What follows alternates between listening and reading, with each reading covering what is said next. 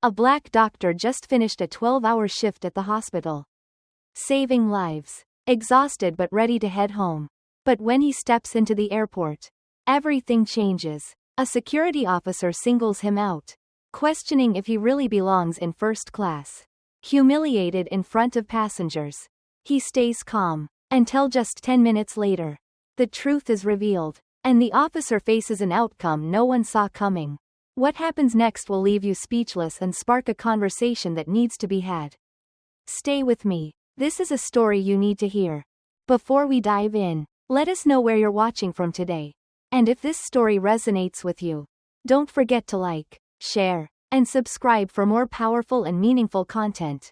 It started as just an ordinary evening, but turned into something much bigger. The airport was a city within a city. A place where time folded in on itself. People moved with purpose, clutching passports and rolling suitcases as if their entire existence depended on getting from one place to another without looking up. It was a place of transitions, of goodbyes and reunions, but also of quiet calculations, of who belonged and who did not. Elijah Thomas had learned long ago how to navigate such spaces. He had learned to walk through them without drawing too much attention, yet never appearing apologetic for his presence. He had learned to let his suit do the speaking for him. His watch adding punctuation, his shoes ensuring that his footsteps sounded expensive. He had learned these things because he had to. And yet, none of it mattered. Not here. Not today. As he approached the gate, the first-class boarding lane was nearly empty. A few passengers stood in line, checking their phones, shifting their weight, accustomed to being among the privileged few. They did not look up when Elijah joined them. But the woman behind the counter did. She was young, maybe early 20s, with a name tag that read Sarah.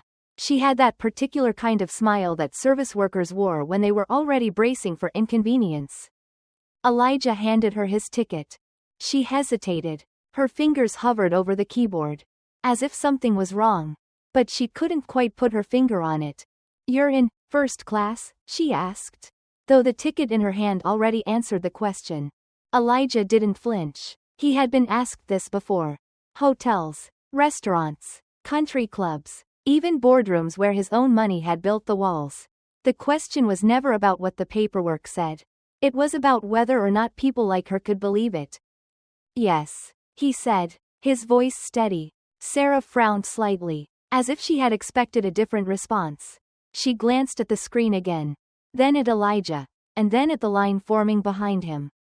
"One moment, please," she said, stepping away. Elijah exhaled, slow and measured. Behind him, a man in a navy blazer shifted impatiently. "Problem?" the man asked. Though it was not a question. Elijah turned slightly, meeting his gaze. The man's eyes flicked over him. First the tailored suit, then the polished shoes, then back up, searching for something that would confirm his suspicion. But Elijah had played this game before. He had spent years perfecting the art of making white men uncomfortable in their own certainty. So he smiled. "No problem at all," he said. But that was not entirely true. Sarah returned a moment later, her expression carefully neutral. "Apologies for the delay, Mr. Thomas," she said, handing back his ticket. "Enjoy your flight." The words were polite, but the pause before them had already told the real story. Elijah took his ticket, nodded, and stepped through. It had only been a few seconds. A delay so brief that some might not have even noticed. But Elijah had noticed. And he knew this was only the beginning. Elijah stepped onto the plane with the quiet confidence of a man who had fought too many battles to waste energy on the small ones. He knew that this moment, was a battle he had already won. His ticket had been confirmed. His seat was his. And yet, as he walked down the aisle of the first-class cabin, he could feel the slow shift in the air. The way bodies tensed. How glances darted in his direction and quickly away. He had seen it before. The calibration. The mental adjustments people made when confronted with something unexpected. A black man in a first-class suit. A black man who did not need permission. He found his seat. 3A. The window. The perfect spot. He placed his carry-on in the overhead bin. Took his seat. And exhaled. But the moment was not his to keep. A flight attendant, older than the one at the gate, with lines of forced politeness etched into her face, stopped beside him. Sir, may I see your ticket? There it was again. Elijah turned his head slowly, meeting her eyes. You just watched me sit down, he said. The woman hesitated. She had not expected him to say that. It's just a routine check, sir, she said. We want to make sure everyone is seated correctly before takeoff. Elijah didn't move. Did you ask anyone else in this cabin to verify their seats? Silence. Passengers nearby pretended not to listen. The woman's face hardened, just slightly. Sir, if I could just see your ticket. Quote. Elijah reached into his jacket pocket and pulled out the boarding pass. He held it up between two fingers. But he didn't hand it to her. He let her read it where it was, forcing her to lean in, forcing her to acknowledge the reality that had already been proven. She scanned it, the furrow in her brow relaxed. But not completely. Thank you, Mr. Thomas, she said stiffly, stepping away, as if she had done him a favor. Elijah settled back into his seat. He thought of his grandfather, a man who had never stepped foot on an airplane, a man who had grown up in a world where questioning a white woman's authority, even in the smallest way, could get you killed. His grandfather would have told him to let it go. But Elijah lived in a different time. And yet, here he was, still proving he belonged. Across the aisle, a man in a crisp white button-down shifted uncomfortably in his seat, avoiding Elijah's gaze, the way one avoids eye contact with someone whose existence is an inconvenience. Elijah smiled, just enough for the man to see. The man cleared his throat and turned toward the window. The engine hummed. The plane was ready to take off. Elijah closed his eyes. This was only the second test. There would be more. The plane had been in the air for 30 minutes. The initial tension had not yet lifted. Elijah knew it wouldn't. Not entirely. He had learned long ago that spaces like these were not built for him. Even when he could afford them. He sipped his water, slowly, deliberately, as if he had all the time in the world. That was the trick. After all, he had seen his father do it. And his uncles, and all the men before them. Move as if the world belonged to them. Because the moment you let them see you doubting it, they would take it from you. The flight attendant, the same one from before, walked past his row again. She wasn't looking for anything. Not really. She was just checking. Elijah said nothing. Instead, he watched. She stopped at the seat in front of him, where a well-dressed white woman had just finished her glass of champagne. The flight attendant refilled it without being asked. Smiling, her voice bright and familiar. Anything else I can get for you, ma'am? The woman shook her head. And the attendant moved on, stopping at another passenger, a white man in a navy suit who had been on his phone since takeoff. More champagne, more pleasantries. Elijah placed his empty glass on the edge of his tray table. The attendant walked past him. Didn't stop. Didn't look. Elijah exhaled, his lips pressing together in a thin, knowing smile. He waited. 5 minutes. 10. 15. She returned, making her way down the aisle again. This time checking trays, adjusting napkins, collecting empty glasses. She reached for the glass on the seat beside him. Skipped his. Elijah looked up. Excuse me, he said, his voice low but firm. The woman paused, as if she had forgotten something. Yes, sir? Elijah tapped the rim of his glass with one finger. I'd like some more water. The attendant hesitated, just for a second, a moment too long. Of course, she said, as if it had just occurred to her. She took the glass and disappeared down the aisle. Elijah let his head rest against the seat, closing his eyes. A game. That's what this was. A slow humiliation. A reminder. That's all racism was. In the end, a series of reminders. Some men fought the reminders with anger. Some ignored them altogether. Elijah had spent years choosing which battles to fight. Some days, it was easier to let it go. Other days, he wasn't so sure. He felt the weight of eyes on him again. Across the aisle, the man in the white shirt, the one who had looked away earlier, was watching. Not openly, not boldly, but watching. Elijah held his gaze this time. The man cleared his throat and turned back to his book. Elijah smiled to himself. That's right. he thought. See me. A few minutes later, the flight attendant returned, setting the glass down with the careful precision of someone who wanted it to seem like a favor. Not a duty. Here you go, sir, she said, the edges of her words sharp. Elijah nodded, lifting the glass. Thank you, he said, his voice smooth, controlled, unshaken. He took a sip. It was only water, but it tasted like victory. Elijah knew something was coming. He could feel it. It wasn't just the way the flight attendant had hesitated before bringing his water. It wasn't just the way the man in the white shirt had been watching him from across the aisle. It was something else, something deeper, quieter, the kind of thing that lived between words, between gestures, between the lines of polite conversation. He had seen it before.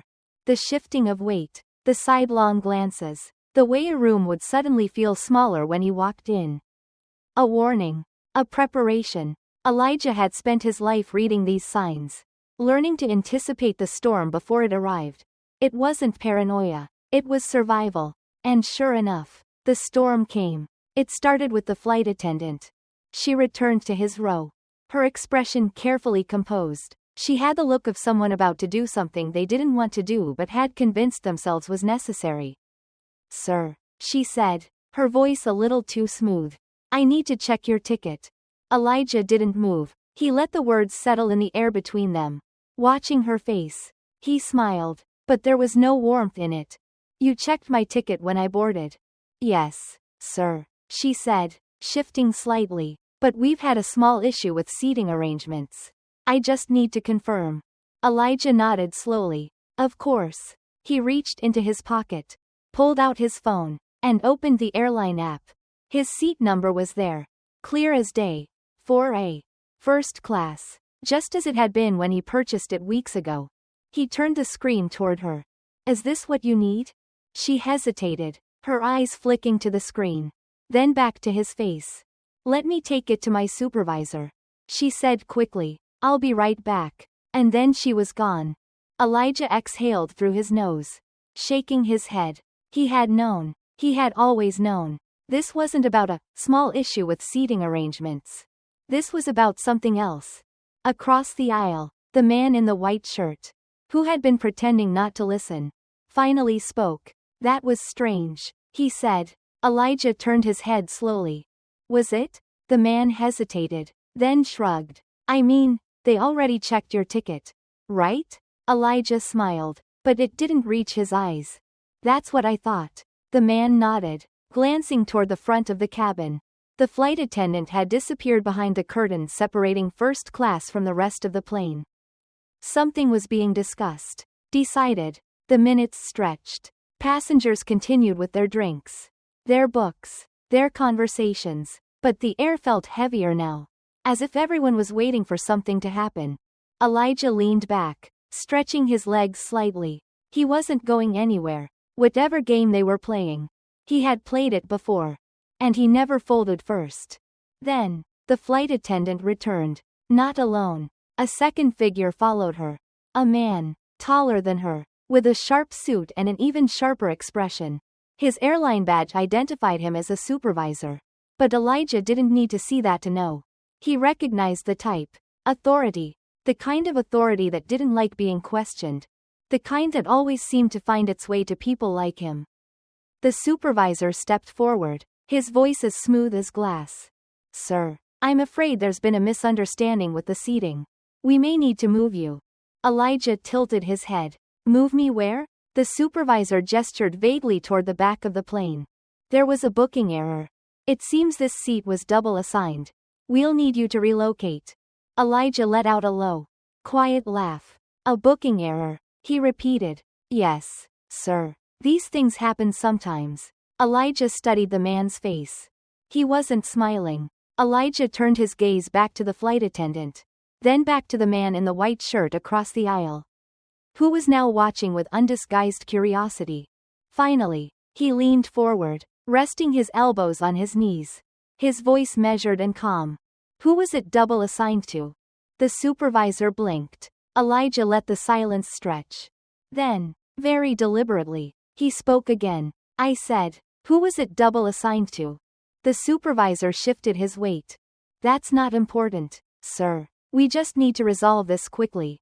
Elijah chuckled under his breath, shaking his head. It's important to me. The supervisor's jaw tightened. It's standard procedure, sir. Elijah exhaled through his nose, nodding slowly. Then, he reached for his phone.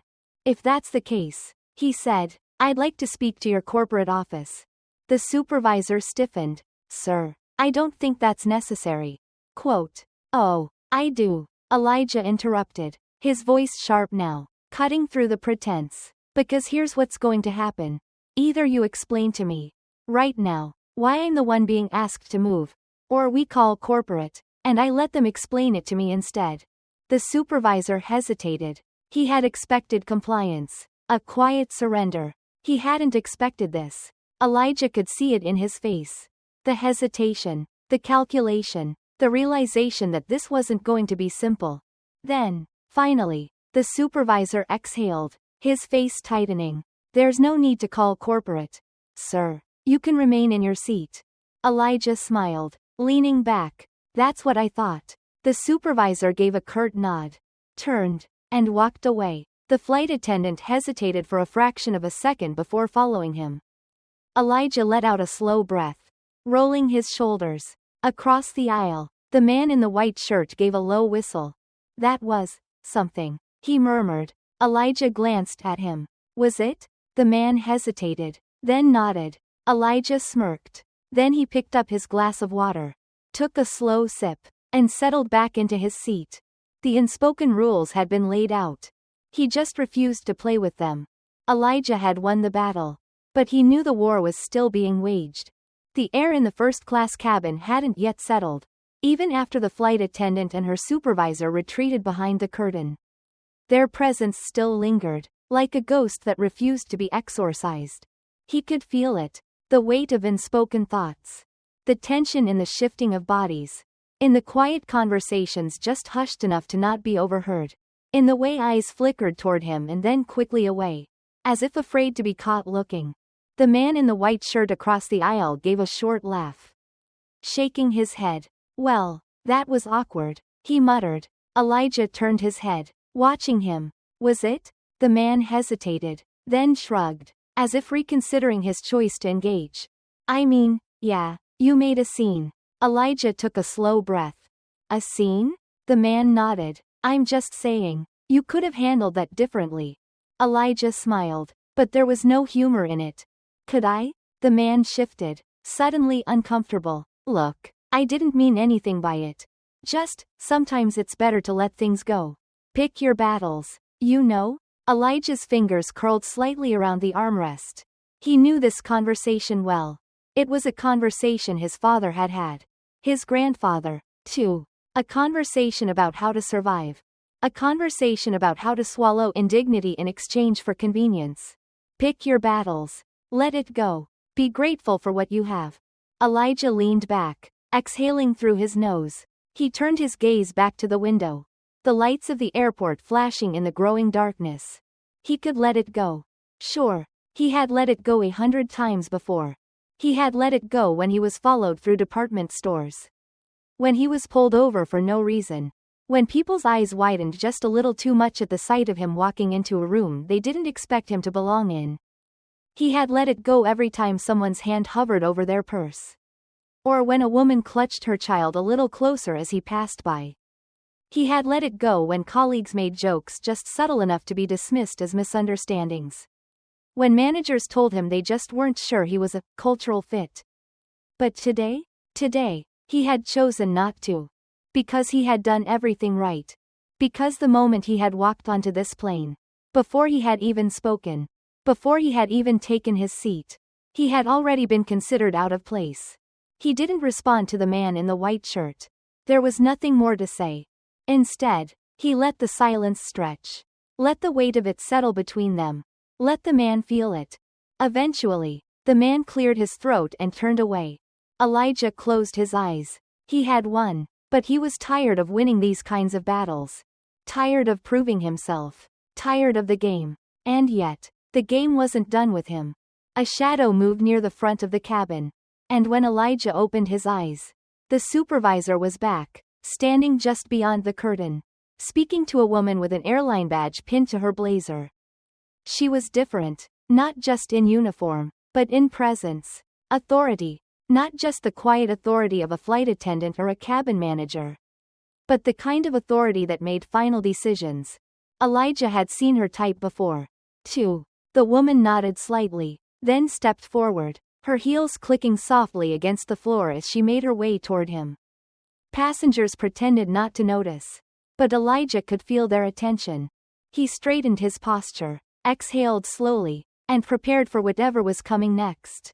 The woman approaching Elijah carried herself with the kind of authority that wasn't just granted by a title. It was something she had learned to wield. The way her suit fit her shoulders, the measured pace of her steps, the steady gaze she kept locked on him.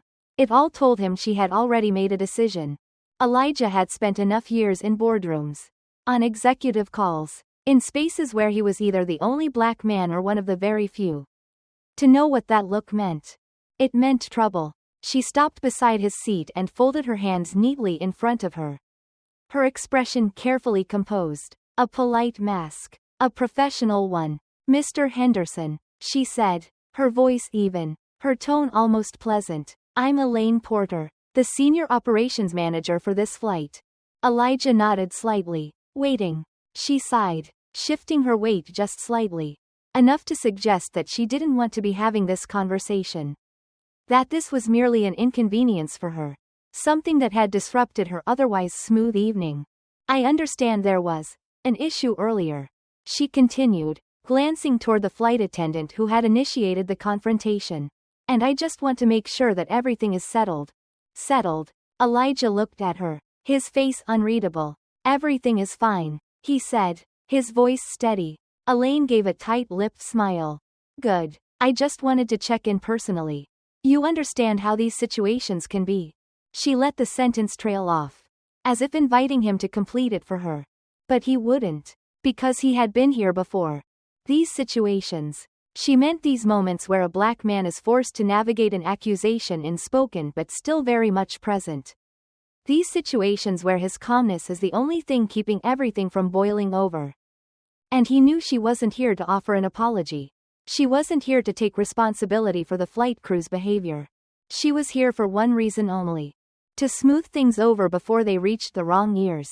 To ensure he wouldn't file a complaint. To make sure he wouldn't make too much noise. Elijah studied her for a moment, then spoke carefully. "These situations," he echoed, his voice carrying an edge so subtle it could be mistaken for politeness. "You mean situations where people assume I don't belong in a seat I paid for?" A flicker of discomfort crossed her face, but she recovered quickly. "That's not what I meant," she said smoothly. "It's just, misunderstandings happen. And tensions can rise. We want to ensure that all our passengers feel comfortable." Elijah tilted his head slightly, letting her words settle. "All passengers?" he asked. Elaine blinked, just for a second. It was a brief hesitation, a crack in her perfectly measured response. "Yes, of course," she said quickly, "which is why I wanted to personally confirm that you're satisfied with your experience." There it was. Not an apology, not an admission of wrongdoing. Just an attempt to close the book before it was ever opened. Because to her, to the airline, this wasn't about right or wrong. It was about risk management. Elijah let the silence stretch between them, letting her feel the weight of it. Then he nodded once, slowly. "I understand." Elaine exhaled, mistaking his response for compliance. "Excellent," she said, offering another tight smile. "If there's anything else we can do for you, please don't hesitate to ask." She turned to leave, already believing the matter had been handled. But Elijah wasn't finished. "There is one thing," he said, his voice quiet but firm. Elaine stopped, turning back with mild reluctance. "Yes?" Elijah leaned forward slightly, resting his hands on the armrest. "I want you to tell me," he said, his voice measured, "why I was questioned in the first place." Elaine's polite smile didn't falter, but he saw the stiffness in her posture. "Like I said, misunderstandings happen," she said. "No," Elijah cut in, his voice still calm but leaving no room for maneuvering. "That's not what I asked." I asked why I was questioned. Elaine hesitated. You'd have to ask the crew about that, she finally said, her tone still polite but now slightly clipped. I wasn't here at the time. Elijah nodded. Then bring them here. Her smile faded. Elijah, there's no need to. Quote. There is. He interrupted. Because if you want to know if I'm satisfied with my experience, I need to hear an answer to my question. A beat of silence. Passengers nearby had gone still. Listening. Pretending not to. Elaine pressed her lips together, clearly weighing her options. Then, finally, she turned and gestured toward the curtain. Moments later, the flight attendant who had first questioned Elijah returned. Looking uneasy, Elaine stepped aside. Elijah looked directly at her. Tell me, he said, his voice steady. Why did you ask for my ticket when you didn't ask for anyone else's? The flight attendant's mouth opened, then closed. She looked at Elaine for support, but found none. I just wanted to make sure everything was correct, she stammered. Everything was already correct, Elijah said. Silence. A moment stretched between them, thick with all the unspoken things neither of them wanted to say. Finally, the flight attendant looked down. I don't know, she murmured. Elijah exhaled, sitting back. There it was. The truth, buried under layers of excuses, was finally acknowledged. Elaine cleared her throat, eager to regain control of the situation. Mr. Henderson, she said quickly, we appreciate your patience. We'll be conducting a review of this matter internally to ensure that these situations don't happen again. Elijah let the words wash over him. Meaningless as they were, he had heard them before. And he would hear them again. Because the real issue was never just about him. It was about a system that had trained people to see him as a question mark. As an anomaly. As someone who had to prove, over and over again, that he belonged. And what was worse, even when the truth came out, nothing ever really changed. Elijah looked at Elaine one last time. Then nodded slowly. Good, he said simply. He picked up his glass of water, took a sip, and turned back toward the window, dismissing them both. Elaine hesitated, then stepped back. The flight attendant quickly retreated behind the curtain. Elaine lingered for a second longer before finally walking away. Elijah watched the lights of the city below disappear as the plane flew deeper into the night. The battle had been won. But as always, the war continued. Elijah sat in his first-class seat, his fingers lightly tapping against the armrest. The rhythmic hum of the plane's engines filled the cabin. But beneath that steady drone, there was something else, an unspoken tension that had settled like a fog. He could feel it in the way passengers avoided looking at him directly. In the way the flight attendants moved just a little too quickly past his seat. Their smiles tight, their politeness suddenly mechanical. He had seen it before. It was the weight of guilt. The burden of witnessing injustice and choosing, consciously or unconsciously, to say nothing. A man across the aisle, a businessman in a gray suit, had watched the earlier confrontation unfold but had not said a word. Now, Elijah could see him shifting in his seat, staring at his tablet but not really reading. A woman a few rows ahead had been whispering with her husband. Her eyes flickered toward Elijah every so often, filled with something that resembled concern but never quite enough to act. And then there were the flight attendants, avoiding his gaze but lingering just long enough to make sure he wasn't still causing trouble. Elijah exhaled. He wasn't surprised. He had spent a lifetime learning how silence worked. When something like this happened, when a black man was questioned about his right to exist in a space that others occupied without scrutiny, the real moment of reckoning wasn't in the confrontation itself. It was in what followed. It was in the silence. Because silence was its own kind of answer. It told him who was willing to speak up and who wasn't.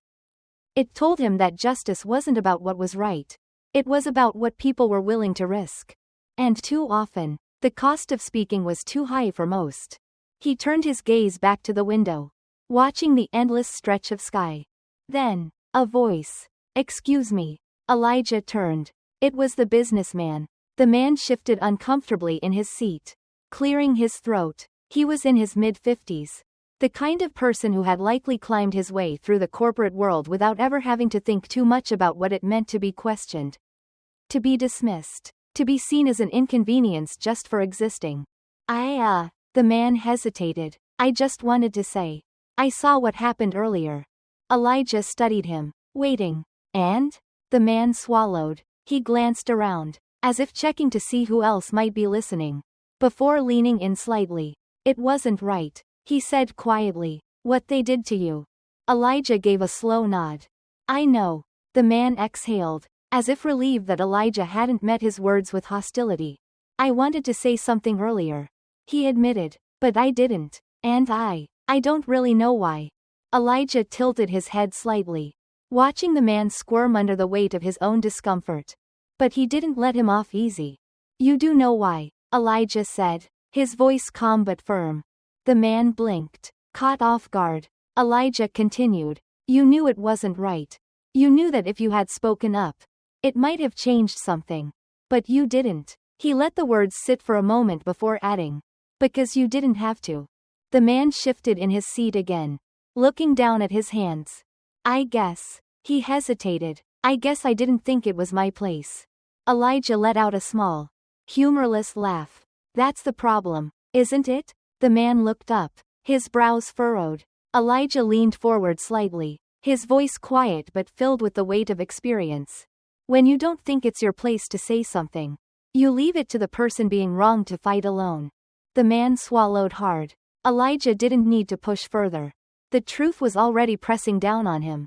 The businessman nodded slowly. You're right. A long pause. Then, in a voice barely above a whisper, he said, I'm sorry. Elijah studied him for a moment, then leaned back in his seat. Don't tell me, he said. Tell the next person. The man nodded, his expression unreadable, but something in his eyes had shifted. Elijah didn't need his apology. What he needed, what he had always needed, was for people like him to understand that silence was a choice. And that choice had consequences. The flight continued, and eventually, the tension in the cabin faded. People returned to their books, their drinks, their conversations. The quiet discomfort of witnessing an injustice had settled back into the background noise of everyday life. But Elijah knew the moment wasn't over. Because it never really was. It would happen again. Maybe not to him. Maybe not on this flight. But somewhere, to someone. And next time, he wondered, who would speak? And who would stay silent? Elijah stepped off the plane with a measured pace, his polished shoes clicking against the glossy airport floor. The artificial glow of fluorescent lights stretched across the terminal, illuminating the countless faces moving through the space. Some rushing, some waiting, all consumed by their own destinations. To the rest of the world, he was just another traveler. But Elijah knew better. He had spent too many years in too many rooms where his presence was questioned before he even had a chance to speak. He had learned that the battle was not in the shouts, nor in the outright denials of dignity. It was in the small things. The glances, the pauses, the hesitation before a greeting, the instinct to explain oneself before even being asked. And now, it was in the way the flight attendants had scrambled after the confrontation. It was in the way the gate agents whispered as he approached. It was in the way silence settled around him like a suffocating fog. He had seen this moment before. There was always a reckoning. At the gate, a woman in a navy blue blazer stood waiting for him. She had the poised stiffness of corporate authority. The kind of person who had mastered the art of smiling while delivering bad news. A name tag rested neatly against her lapel. But Elijah didn't bother reading it. He already knew her type. Mr. Rivers, she greeted, her voice smooth, professional, and utterly devoid of sincerity. He met her gaze with quiet patience, letting her feel the weight of his silence before responding.